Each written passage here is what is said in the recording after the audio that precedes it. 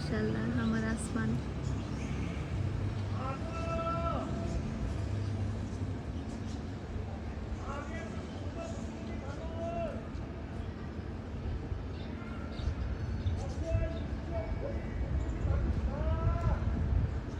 বিষয়টা ক্যামেরা বন্দি করার একটাই কারণ, অনেক দূর থেকে উনি এত চিল্লাইতেছে, এতগুলা বিল্ডিং কেউ নামে নাই।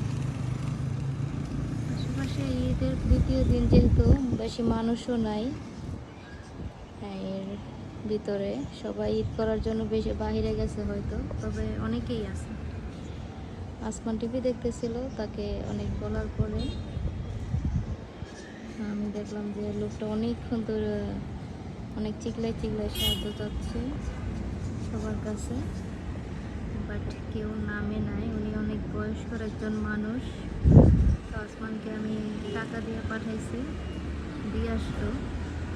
অনেক বাচ্চারাই চাইবো না এতটুকু জায়গা সাততলা থেকে নাইমা এত দূরে যাইয়া একজন মানুষকে 50 টাকা 100 টাকা দেওয়ার জন্য।